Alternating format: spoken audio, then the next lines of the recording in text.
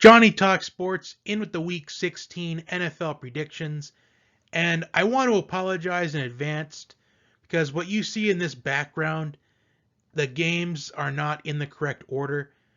I had this thumbnail and I had all the other thumbnails made weeks ago. I was doing them in advance before the official times were announced. So I just put them in the order where ESPN.com had them. But Carolina and Washington is actually a 4:05 Eastern Time game. And that's just part of the mix-up. And Cincinnati and Houston is not a 1 p.m. game and not a 4:05 game. So I had a couple of mix-ups there, which I already have the Week 17 one made already. I just did it in advance, try to get ahead of myself.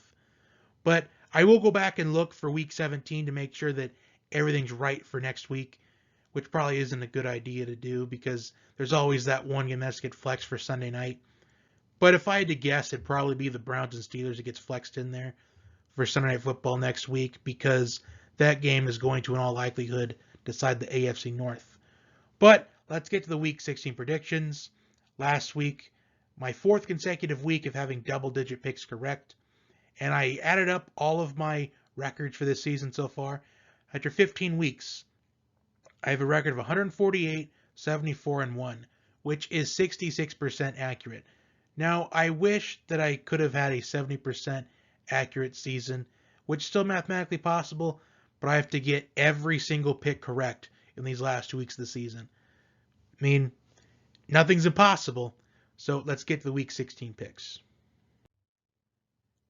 Now, there's no Thursday Night Football this week, but we do have some Friday afternoon football, some Christmas Day football between the Vikings and the Saints.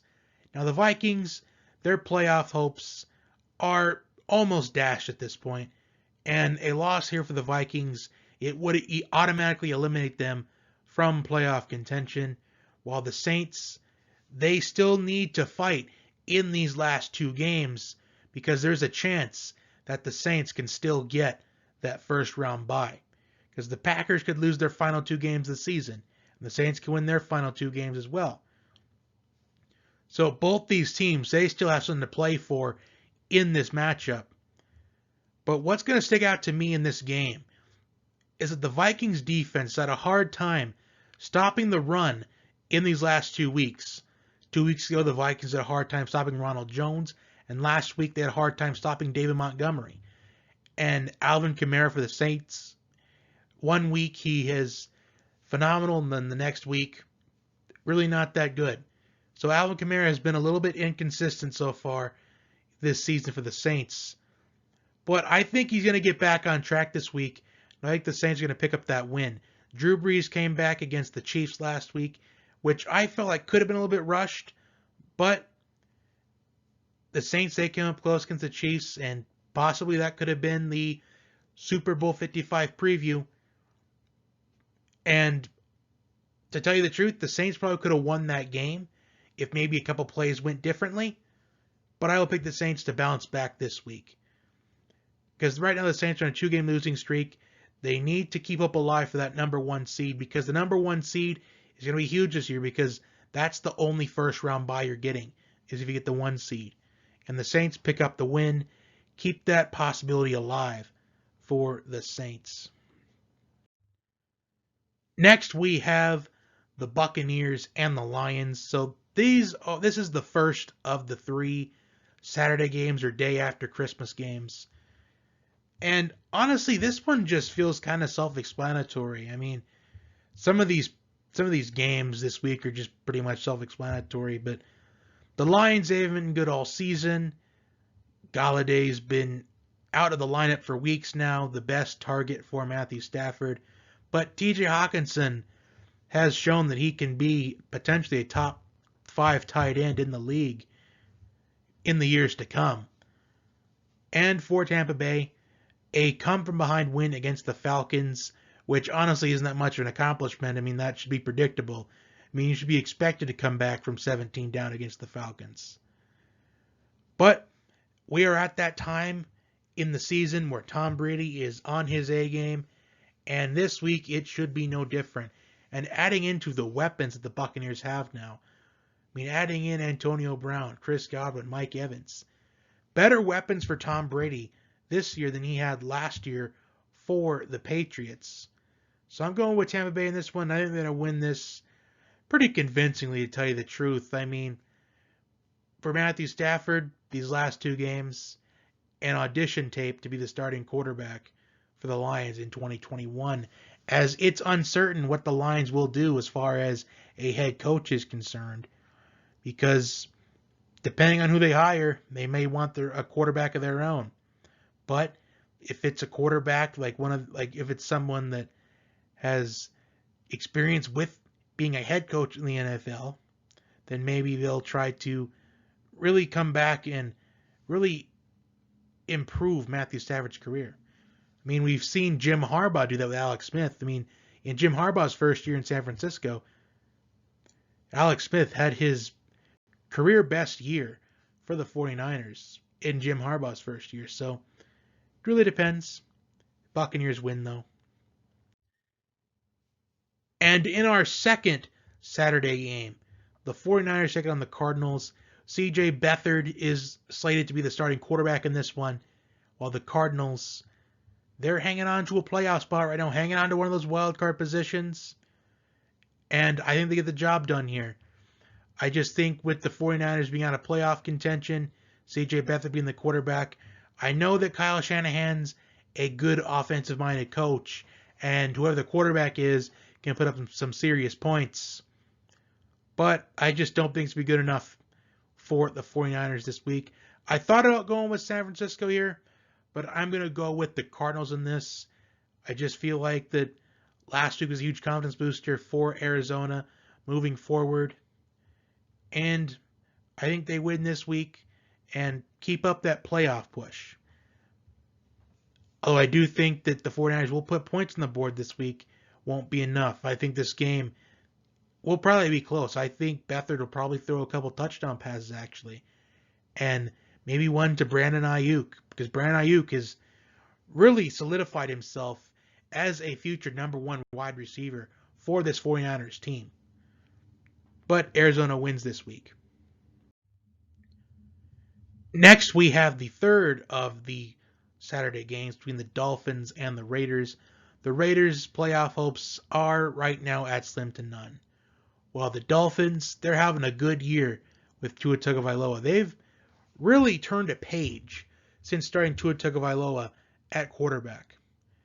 And I'm going to pick the Dolphins to win this and ultimately eliminating the Raiders' playoff hopes. So far this week, I have predicted that the Vikings and the Raiders will have their playoff hopes completely dashed. Because the Raiders' defense just hasn't been that good throughout almost the entire season. I mean, I remember back in week 2, we were talking about the Raiders potentially being a sleeper in the playoffs, but yet these last few weeks on defense, it has just been completely abysmal. And they even fired their defensive coordinator. They allowed the Chargers to come out with a win on them in overtime. And the Raiders will lose once again, eliminating their playoff chances. Now we're officially on to the Sunday games, Falcons and the Chiefs. And going into this, I thought that maybe this would be the opportunity that Arthur Blank could see Eric Bieniemy talk about the head coaching job potentially. But news came out today about how the Falcons are right now interviewing their current interim head coach, Raheem Morris. And the Falcons have been 4-5 with Raheem Morris as the interim head coach. And I swear, the Falcons just keeps becoming more and more laughable with this franchise. If they're going to hire Raheem Morris, if I'm a Falcons fan, which, I kind of am, I follow all Atlanta sports, I'm honestly done with this Falcons team if they hire Raheem Morris. Because you have an opportunity to hire one of, if not the best offensive geniuses in the NFL that's not a current head coach, someone that's in the Andy Reid family tree of coaching, and you're going to pass up on that? honestly laughable. I mean, and Atlanta, the franchise wonders why they can't win anything. And that is just one of the reasons why. So I'm picking Kansas City, pretty self-explanatory. Chiefs, I believe with the win, they will clinch the number 1 seed for the AFC, so they'll get it. So Chiefs win this one. Now this one kind of seems self-explanatory as well. The Browns are in playoff contention. Right now they control their own destiny. If they win their final 2 games in the playoffs, but they could still lose in week 17 to the Steelers and still get in. The Browns right now are in the playoffs. The clinching scenario for them: win this week and have the Steelers beat the Colts. Now that's interesting because if you're a Browns fan, which I would have been if they would have been able to stick with Johnny Manziel, but maybe jump on the Baker Mayfield bandwagon, since the Falcons were going to probably hire Raheem Morris, but still that's just something else. I wonder what Browns fans would rather have. Would they rather see a division rival in the Steelers just completely lose for a 4th consecutive week? Or would you just want them to take care of business, assuming that you beat the Jets, which I'm picking the Browns to win this one, by the way, and just let your division rival win and lock yourselves in the playoffs? Honestly, I feel like a lot of Browns fans want to see the Steelers lose again, but I think on the other hand, a lot of them want to see them win to clinch them in the playoffs, as they will beat the Jets. There's just no way the Jets are winning 2 in a row. They're coming off an emotional win against the Rams, getting their first win of the season, and then that's it. The Jets are no longer the leaders in the race for Trevor Lawrence. So Cleveland's going to win this one, no doubt. The running game has been solid. It's been strong since Nick Chubb has returned from the IR. The best rushing offense in the league. Next, we've got the Colts and the Steelers. Now, this is going to be one big showdown, a battle of the defenses. Because don't get me wrong, despite the Steelers still losing games on a 3-game losing streak right now, their defense is still doing well. It's just their offense that's struggling. And to be honest, as much as the Steelers they're not a team that I like the most. But I think the Steelers, with having an early bye week in the season, which they couldn't control, because let's be real, it was the Titans' fault. I think having that early bye week so early in the season, I think it's starting to come back to hurt the Steelers. Because right now, I just think that offense is kind of fatigued. I just feel like that Big Ben is kind of feeling fatigued a little bit, and he wants to come back for another season. I just think fatigue is starting to set in for the Steelers. And I think that's really going to hurt them once we reach the playoffs. I think the Steelers, though, I think they will bounce back this week. Although they have struggled with the run. They struggled with the run last week against the Bengals. And Jonathan Taylor, a candidate, I think, for Rookie of the Year. Can he get past that Steelers front 7? With the Steelers being really thin at linebacker? Possibly. I think this game's going to be decided in the 4th quarter, probably overtime, but I think Pittsburgh gets the win. Next, we've got the Bears and the Jaguars. The Jaguars are the new leaders in the race for Trevor Lawrence, while the Bears, well, their offense is coming on strong in these last couple of weeks, but unfortunately, it is too little too late. But they will get the win here. I just think the Jaguars, I think they want Trevor Lawrence. And to be honest, what are they going to do with their head coach? Are they going to find a new head coach, or are they going to stick with what they got? Because they've got a pretty solid offensive coordinator in Jay Gruden. And I think if you were to get someone like Trevor Lawrence, I think the playbook would really be able to be expanded for Trevor Lawrence. I think that Trevor Lawrence, I think maybe if he were to be on the Jaguars, maybe with about 5-7 years time, be one of the best quarterbacks in the league. Because DJ Chark, I think, can be a top 15 receiver in the league, and if he's not already. But I will pick Chicago to win this one, but I think the Jaguars, they could have a bright future coming up pretty soon if they were to get Trevor Lawrence, kind of get their franchise back to relevance after that one-hit wonder season back in 2017. But Chicago wins this one. Next, we have the Giants and the Ravens. And the last 2 weeks, Lamar Jackson has gotten back to his MVP form. With the Giants, well, Justin, we thought that maybe the Giants could win that NFC East. I don't know. With Daniel Jones going down, I just don't know. I'm going to pick the Ravens here because I think Lamar Jackson, I think he's going to come back to that MVP type form in these last 2 games of the season. So this one just kind of seems self-explanatory. I mean, J.K. Dobbins is starting to get into this running game for the Ravens. He's getting more reps. I think the more reps J.K. Dobbins gets, the better he'll be as a running back for this Ravens team. And even Des Bryant, who was not going to play for the rest of the season, decided to come back and play anyways. And he scored his first touchdown last week since 2017. And I think that can add some confidence because Marquise Hollywood-Brown has gotten some confidence in these last few games. So right now, I think this Ravens team is getting a little bit better. I know that they were kind of down for the count at some point a few weeks ago, but I think they're getting back to their stride now. I think more players on that Ravens team is getting more confident.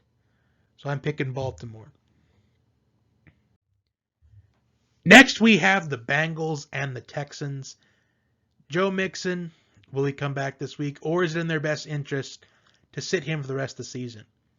If they choose to sit him for the rest of the season, these last 2 games could be huge for Giovanni Bernard. Because Giovanni Bernard, he was a huge difference maker in Monday Night Football this past week against the Steelers. While the Texans, they haven't been able to stop the run at all. In fact, nearly dead last, if not dead last, in rush defense in the National Football League. Which that's going to help their cause. But I feel like with the Bengals coming off an emotional win and ending an 11-game losing streak to the Steelers, coming off an emotional win like that, a complete high in their season, which, you know how they say the Super Bowl hangover? Well, last week on Monday Night Football, that was the Bengals Super Bowl. Taking down your division rival, breaking them down, heading into the later portion of the season and into playoff form, messing with the Steelers' psyche, very emotional win there. And I think the Texans, they win this one because Deshaun Watson, he does deserve better. And I feel like the Texans, if they can't draft offensive linemen, they might just want to trade Deshaun Watson. You know what? If I'm Deshaun Watson, I wouldn't have signed that extension. I would have requested a trade last year. Because pretty much without DeAndre Hopkins and Will Fuller, I think Deshaun Watson's turning into an average quarterback at this point. And he needs to be traded to a team. Potentially, believe it or not, what if Deshaun Watson could get traded to someone like the Saints? A pretty solid coaching staff there with Sean Payton. What if he were to get traded to, I don't know, maybe the Steelers if Big Ben actually changed his mind and retires at the end of the season? Something to think about. But Houston wins this week. Next, I've got the Panthers and the Washington football team. And for this matchup, well, the Washington football team, they have surprised people this season. Well, the Panthers, well, I don't know. This is a battle of 2 teams that, well, one surprised people and the other surprised people in a negative way. But they couldn't really control that. Christian McCaffrey's been in and out of the Panthers lineup throughout the season. He is supposed to be back this week. And for that, although now that I think of it, this is very interesting. Ron Rivera is facing the Panthers for the first time since his firing from the Panthers last year. So you know that he's going to want to cook something up for this Panthers team. Huge motivation for him. And the Panthers are Christian McCaffrey coming back. As much as I want to see Ron Rivera get his revenge on the team that fired him just last year, I just think with McCaffrey coming back to the lineup, I think it's going to be a difference. And the status of Antonio Gibson is going to be uncertain. And plus, who knows what's going to happen with Haskins? I mean, Alex Smith is injured right now. Haskins, there was some footage of him that caught him being maskless. So we'll see if he's going to face some discipline from the NFL. And if he does, then it would be what? Who will be the quarterback at that point for the football team? I'm taking Carolina in this one. Again, I would just love to see Ron Rivera get his revenge on the Panthers. Because Ron Rivera has been through a lot this season. And what better way to top off his 2020 season than to get revenge on the Panthers? Okay, next I've got the Broncos and the Chargers. I said last week I want to see some confidence in Justin Herbert in these final few games of the season. And confident I have seen him. And this game, the last time these two teams played, it was a thrilling finish. The Broncos won on literally the last play of the game, letting down Justin Herbert, who had a very good performance in that game. And I think the Chargers bounced back. I mean, they avenged their loss early in the season to the Raiders last week. And I think they will avenge this loss to Denver this weekend. I just think that the Chargers are getting a little bit better. They're getting some players returning from the lineup. And I want to see the confidence of Justin Herbert continue. So I am going to pick Los Angeles. Next, we have the Eagles and the Cowboys, a NFC East battle, keeping their playoff hopes alive in this one.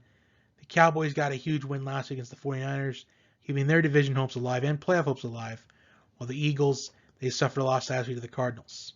And Jalen Hurts got his second start last week, and so far, Jalen Hurts has looked really good as the Eagles quarterback. And what is frustrating about the Eagles is how do they feel about how Jalen Hurts is doing? Although it was said that Jalen Hurts will be the quarterback for the rest of the season, but Carson Wentz is potentially going to be QB1 heading into 2021. So I'm going to pick the Eagles to win this game. Now I know this matchup is a lot different as far as the quarterback battle is concerned because it was Ben DiNucci and Carson Wentz the first time, and now we're getting Andy Dalton and we're getting Jalen Hurts. I'm going to pick the Eagles in this one. The Cowboys' run defense hasn't been that good this season. The defense has been bad. And I think Jalen Hurts, I think it's a much different Eagles team with Jalen Hurts at the QB position. And I think Miles Sanders can get past the Cowboys' defense like he did last year, as he was a difference maker in the Week 16 matchup last year against Dallas. I think it will be again. And plus, for the Cowboys, it's doubtful that Zeke will play this week. His status right now is doubtful. So, looks like we might get another start out of Tony Pollard. So I'm picking Philadelphia in this one to win this NFC East showdown. Next, we've got the Rams and the Seahawks. And the Seahawks have already clinched their spot in the playoffs, while the Rams, they still got some work to do. They're coming off of an emotional but embarrassing and humiliating loss against the Jets, handing them their first win of the season, getting completely outplayed, and to make matters worse, Cam Akers, who was stepping up for the Rams in the last few weeks, is listed as out already for this Week 16 matchup with a high ankle sprain. So the Rams running game right now, Darrell Henderson, Malcolm Brown, who's going to be really running back one? Who's going to get the majority of those carries in that backfield for the Rams? While the Seahawks, well, they picked up a very close win against Washington last week. It seems like the majority of these Seahawks games are either Seahawks losses or they're like very close games. I think this is going to be no different. I think the Rams, they win this one again this second time. I think Cooper Kupp's going to be a difference maker again in this Rams offense, as Cooper Kupp had himself a day against that Seahawks secondary the first time. As much as I want to say the Seahawks defense is improving, I just think that this is going to be a motivated Rams team that needs to prove themselves that last week was a fluke and that loss against the Jets shouldn't define this Rams team. So I'm picking the Rams to win this one. Now Sunday Night Football, the Titans and the Packers, and what a matchup this is going to be. I mean, Derrick Henry is on pace to win the rushing crown again this year, and Dalvin Cook is second. But I think it's impressive that Dalvin Cook, despite missing a game, is still second in the league in rushing yards. And Aaron Jones missing maybe 2-3 games, and Aaron Jones is still fourth in the league in rushing yards and almost at 1,000. I think that's impressive too. But I think we need a 2,000 yard tracker for Derrick Henry. Because in these final two games, Derrick Henry needs 321 yards in his final two games to rush for over 2,000 this season. And I think Derrick Henry wants it. I think there's going to be nothing that's going to motivate Derrick Henry like trying to get to 2,000 rushing yards. And I'd like to say that Derrick Henry's going to have himself a night, because despite the Packers' run defense improving, they're still allowing a big chunk of yards per carry. I mean, their yards per carry hasn't gone down that much. It hasn't really improved as much. And I think with Derrick Henry on his late season charge, we're starting to see the Titans from last year. And I think Derrick Henry, he has himself a night. I think Derrick Henry will probably get he probably won't be on the right pace for 2,000 rushing yards. I mean, he needs to average about 160 in the final two games. I think he'll probably get the most I could see him getting is maybe 115, 120. Because I think he'll be very dependent on in this matchup, especially if Corey Davis and A.J. Brown are to be bottled up really well against this Packers secondary and contained really well. But I'm picking Green Bay to win this one because there are multiple pathways for the Packers to clinch the 1 seed in the NFC, and I believe it's with a win or a loss by the Seahawks or a tie in the Saints-Vikings game or a tie in the Seahawks and Rams game. So I think the Packers, they take care of business, and we'll have to wait and see if they clinch the 1 seed in the NFC. But if they do, I would anticipate Week 17 Aaron Rodgers will be benched and they'll rest him up for the playoffs. If not, he'll probably only play for one half. Then maybe we might get to see first-round draft pick Jordan Love in this game, which I really want to see Jordan Love play. I want to see how he does. But moving on to Monday Night Football, the Bills and the Patriots, last Monday Night Football game of the season. The Patriots eliminated from playoff contention, while the Bills, they clinched their division. They clinched the AFC East for the first time in a long time. It's been a long time coming for the Bills. Bills Mafia, absolutely excited for this one. And I couldn't be any happier for a franchise like Bills Mafia. I'm also happy for the Browns fan base as well, as they're on the brink of the playoffs. So the Patriots, might as well just tank the final two games, although it would be interesting, though, to see how the Patriots do in these final two games. Are they going to tank, or are they going to try winning these two games? And for Cam Newton, prove yourself. This is a 1-year deal that he's on. He's got to play well in these final two games if he wants to be brought back by the Patriots, which, to be honest, I would lean towards him not being the Patriots quarterback in 2021. I think the Patriots will draft a quarterback at some point in the 2021 NFL draft. I don't know if it's going to be the first round, but I think they will draft a QB at some point. And I'm picking the Bills to win this one. Pretty self-explanatory. I just think that the Bills, there's some confidence going with the Bills. Josh Allen's had himself a good season. He's an MVP. He's in the MVP talks. So, Bills win. And that concludes my Week 16 picks. For review, I like the Saints, Buccaneers, Cardinals, Dolphins, Chiefs, Browns, Steelers, Bears, Ravens, Texans, Chargers, Panthers, Eagles, Rams, Packers, and Bills this week. Like, share, and subscribe. And I will talk to you next time. If you don't tune in to any other video I have this week, have a great Christmas, and I will talk to you next time.